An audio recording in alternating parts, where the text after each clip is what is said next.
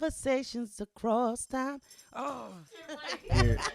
All right. Conversations across time. Conversations across time. Conversations across time.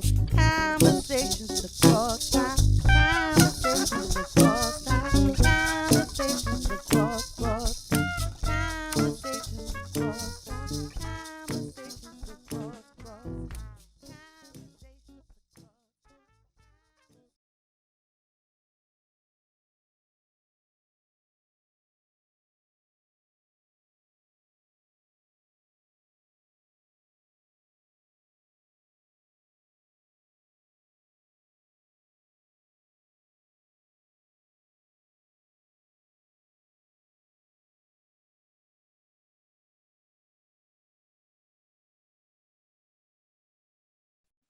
Good evening and welcome to another episode of Conversations Across Time.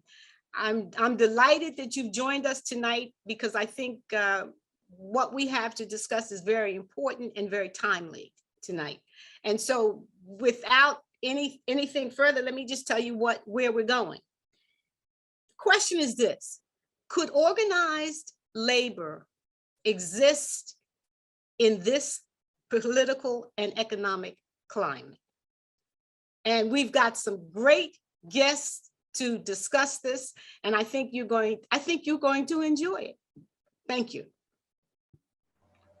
Good evening. I'm Eugene Victor Debs, social democrat, union activist. I was one of the founders of the Industrial Workers of the World, IWW, also known as the Wobblies. I also ran for president of the United States 5 times on the Socialist Party ticket. And in 1920, from my prison cell in Atlanta Penitentiary, having been sentenced to 10 years in prison for protesting against World War II, the capitalistic, imperialistic war, I received almost 40% of the popular votes while I was serving my time.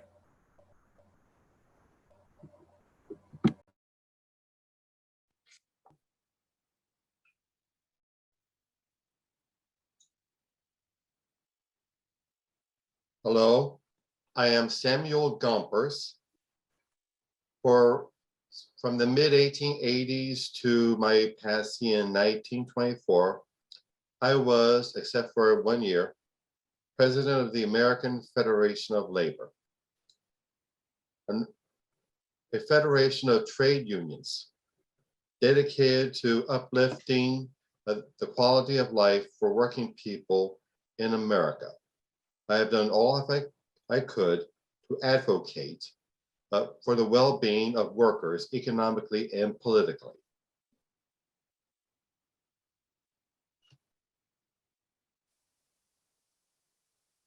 Hello, I'm President Ronald Reagan, the 40th President of the United States. I was president for 2 terms, arguably the most successful 2 terms any of the presidents have ever had. During my terms, the economy boomed, people were happy. I was able to attack communism and socialism to the point where the Soviet Union eventually crumbled, and I got credit for probably being the person who was most responsible. I had my share of both problems and successes with labor unions. I was a president of a labor union myself. So I'm entering this discussion as somebody who was the president of the United States, not just president of a labor union, who probably has a better view of what labor unions can do for the economy and what the economy can do for labor unions. So I'm anxious to join this discussion and hear what my fellow comrades have to say. Thank you. President Reagan, you started off on the wrong foot. You have already thrown what in current parlance is called shade. You have already thrown shade on our other 2 guests. implying and inferring that labor unions are necessarily communist or socialist, which is a term that is a term that is used to anger people about the labor movement and make them feel particular resentment. But I'm interested to hear what Mr. Debs has to say about that.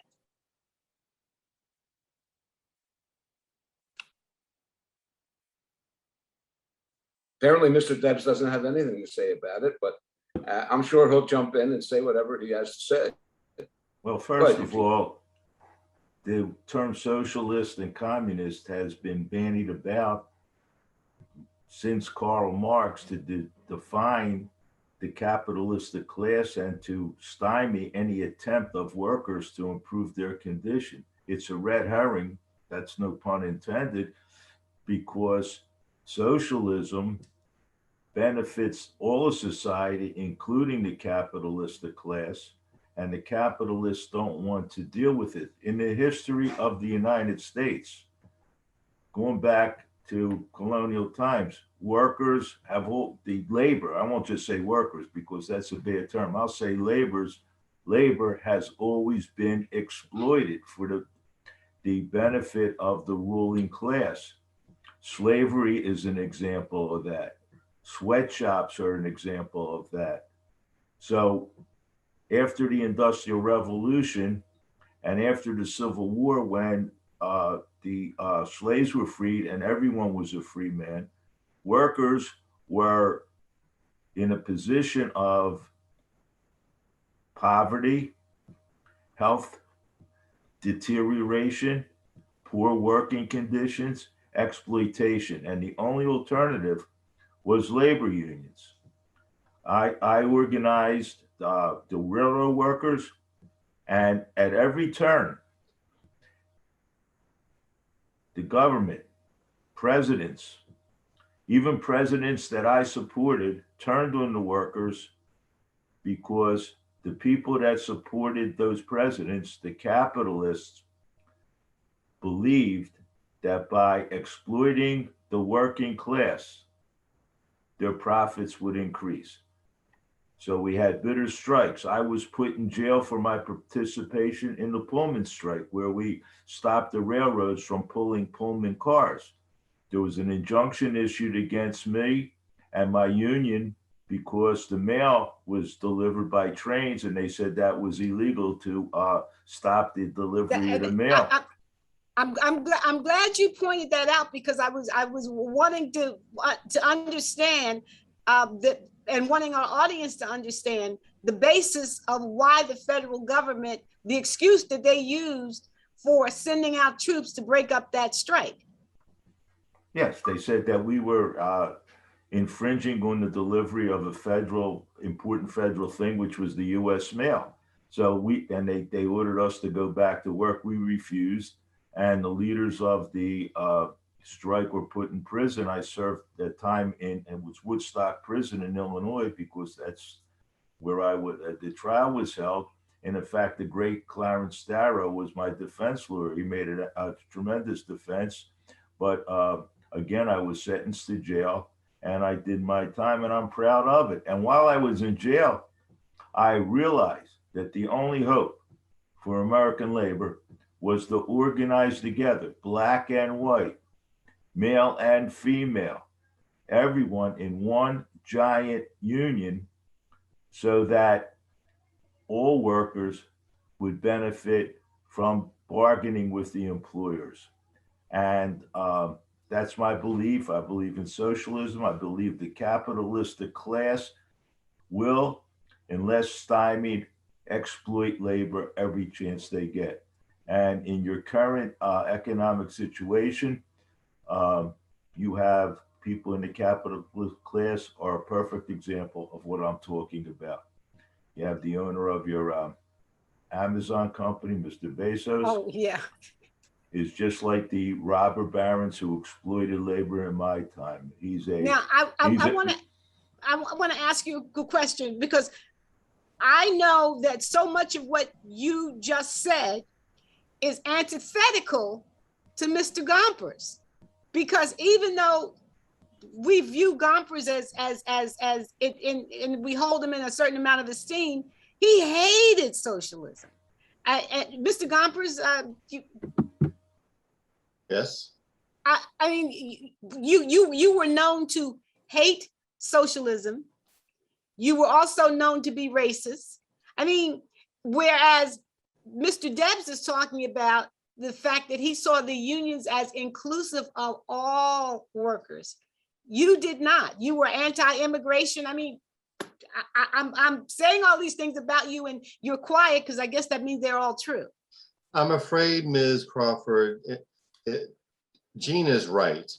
I had to deal constantly with guys like Pierpont Morgan and Carnegie and Rockefeller.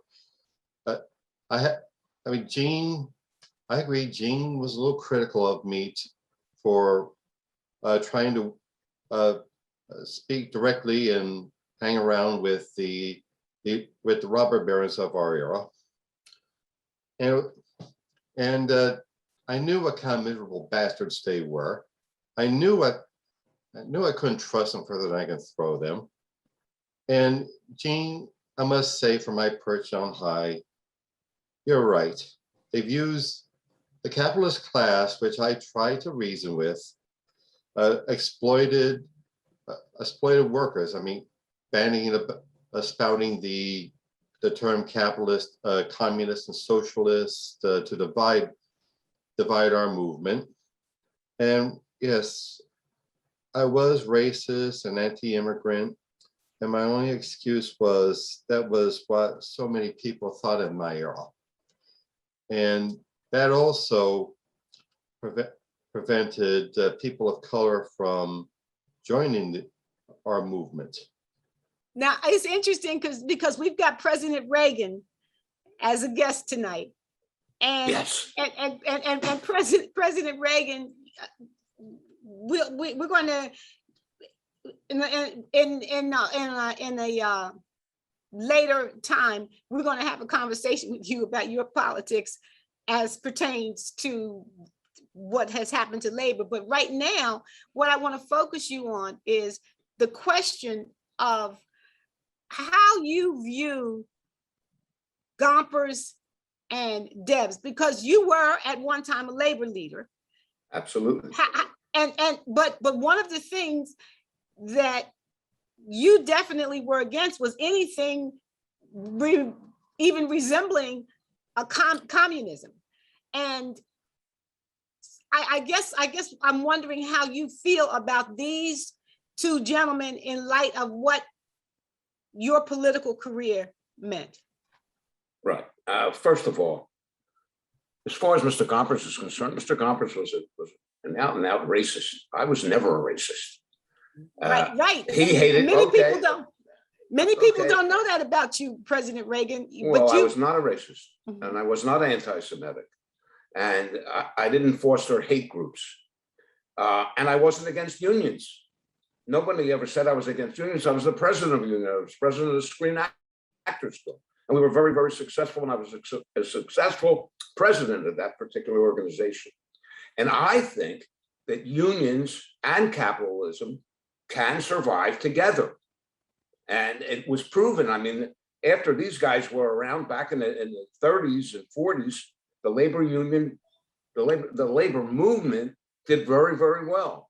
And it did well because the people understood that the employers were exploiting the laborers, be they black, white, or immigrants. And most of the people in this country worked in industries, and they couldn't get a break unless they were able to bargain collectively. That doesn't mean that I believe that they were socialistic or communistic, because I hated communism. And of course, what I did later on in my terms as president bore that out. But as far as labor unions were concerned, in their place, they served their purpose, and they can continue to serve a purpose. Now, when labor unions, like anything else, interferes with the public good, with the public well-being, which we'll demonstrate later when we talk about PATCO, the traffic air controllers, well, then There's nothing that's absolute. None of the rights that we have, and certainly none of the practices of labor unions. But as far as bargaining collectively and helping the worker, I have no problem with that. Excuse me, Mr. Reagan, but it is not for you to decide what our place is in the economy. It is for us, the workers, to decide what is our place. I mean, were we to continue on the road that your capitalist friends were wanted to get on, we would all be, there would still be little kids at 6 years old going into factories for 16 hours, breathing in the fumes of chemicals and facing so many hazards, and for what you call nowadays pocket change as their salary. And as you being the president of the Screen Actors Guild, were you and your wife, Jane Wyman, not moles for the FBI in finding out alleged communists in your union? I object to the word moles. We weren't moles by any stretch of the imagination. We were asked by the FBI to help to find any communism that was active in the screen world, in Hollywood. And we did what we had to do at the time. I also object to the fact that you think that I was in favor of not in favor of child labor laws. That's ridiculous. I never believed that 6-year-old children should work at a factory, and I didn't believe that people should work 12 to 14 hours a day. And that's not the issue. The issue is that when the labor unions became too powerful and disturbed and upset the general well-being of the public, which I was responsible for. I was responsible not just for the workers in this country, I was responsible for everybody in this country.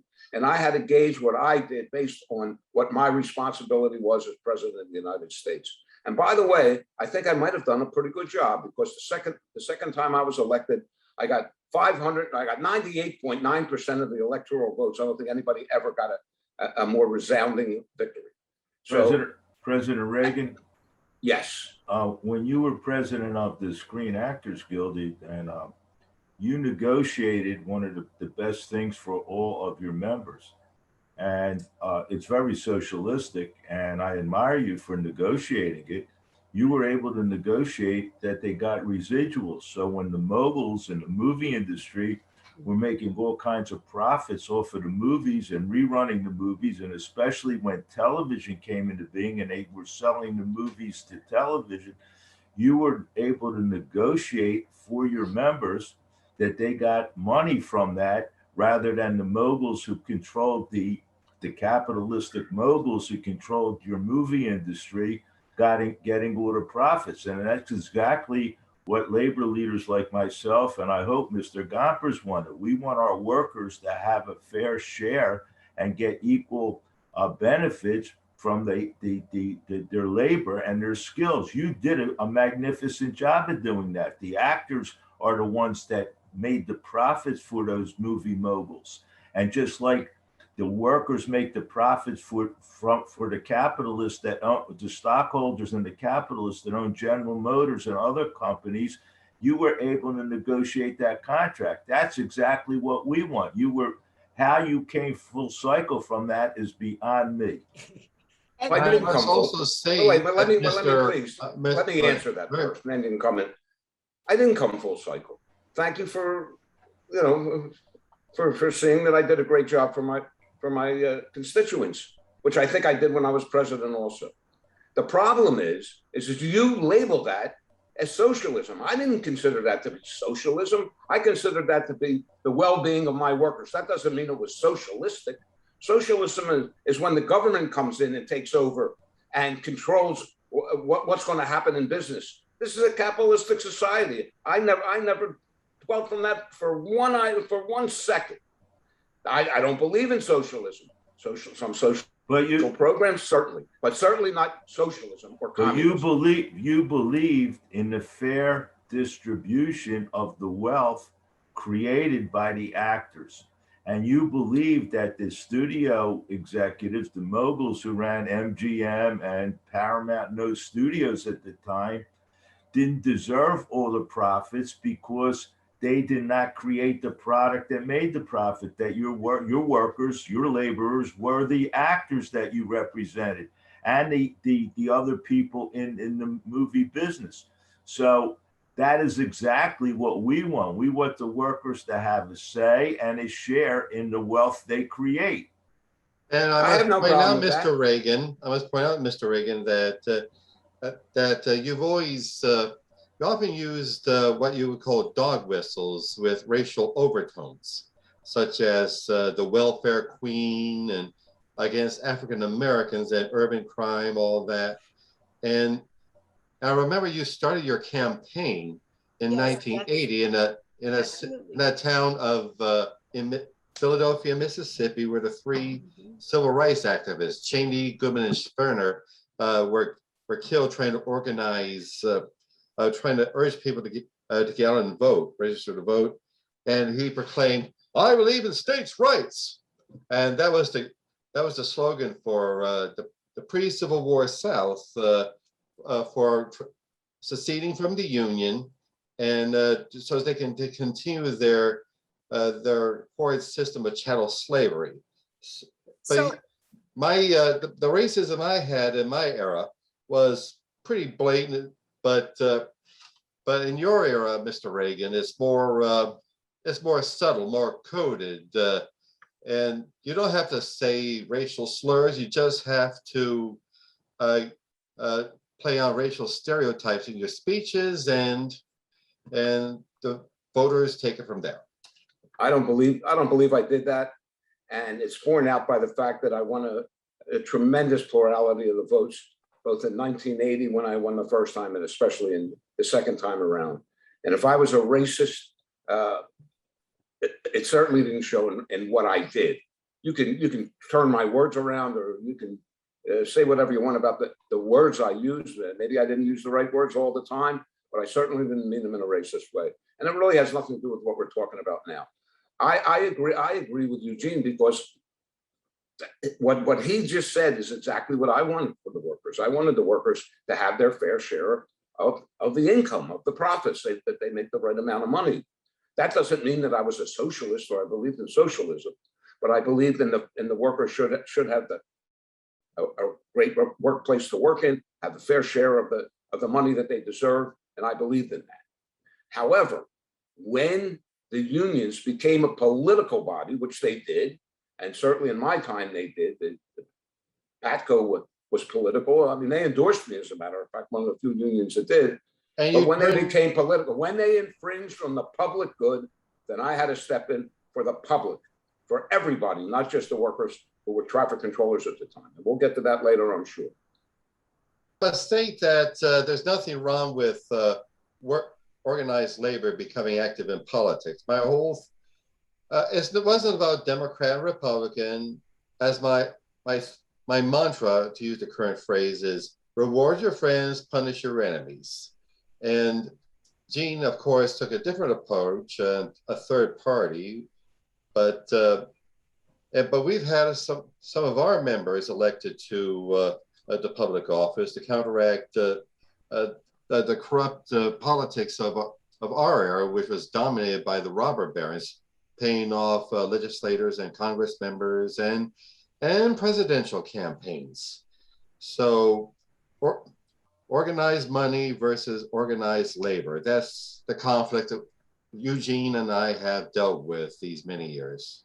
Well, you didn't have to deal with the labor leaders that were hand and foot in bed with all of the mobsters and the Cosa Nostra, the Jimmy Hoffas of the labor industry, who was the iconic labor leader during the 60s, 70s, and 80s. I mean, you didn't have anything like that to deal with, but I did.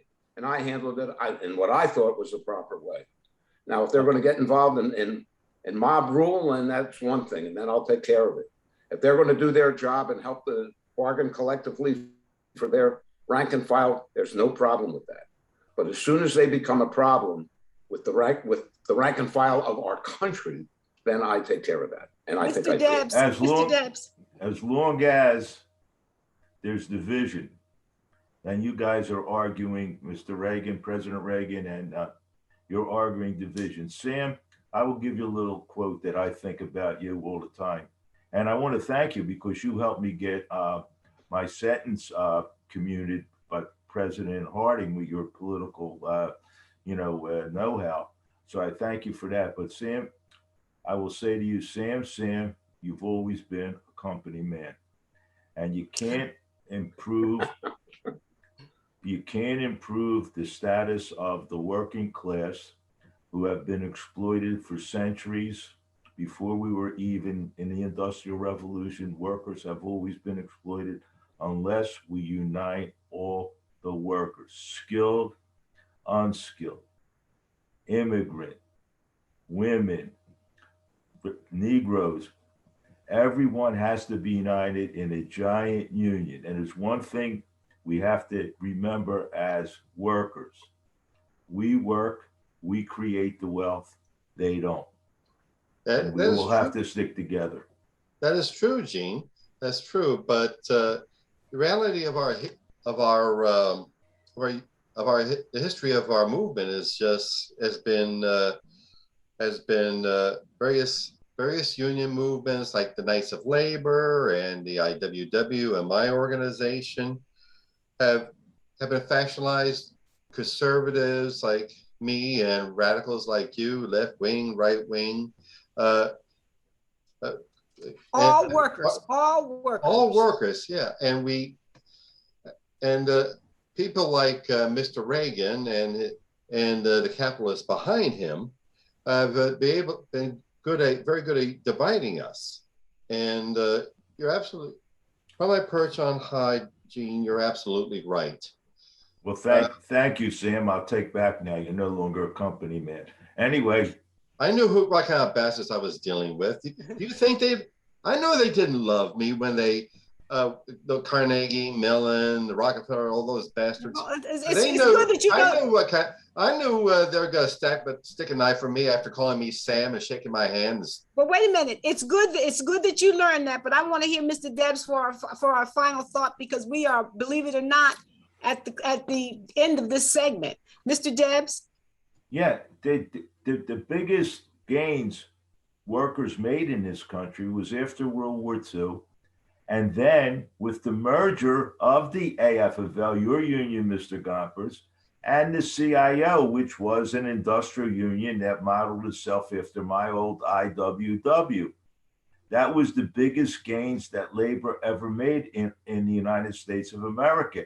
And labor continued to make gains until the ruling class, the capitalistic class, and whether it was Mr. Reagan or his advisors, decided that the only way they can make more profits and become more wealthy was to exploit labor. And the only way to do that was to destroy labor unions. And Mr. Reagan was the first one to start to, I won't say the first one, I take that back. Now, I have to say on that note, folks, and Mr. President Reagan, you'll be back next week. And I can take it. I'll be here. I can take it. You'll be back next week. You can respond, Mr. Gompers. Looking forward to our continued discussion. My pleasure. Next week, we are actually going to be talking about politics, political power. So this is a good place. This is a good note for us to end this week's episode on. And so to our audience, I told you that I thought that you might enjoy this conversation. I certainly know I have. And I hope that we've all learned something. And I want to also say to you, if you disagree with anything that we say, you can respond. We have a website. You can respond. The website address will be posted. You can respond to us. But the only thing we ask is that it be a thought out response. We'll listen and we'll respond if indeed you've thought about what you're saying, other than you just don't like what we said. Okay. So that being said, gentlemen, good night. See you next week.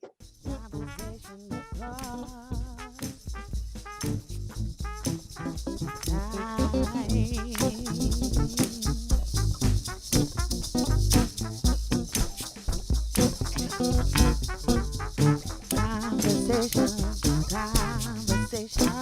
across the town,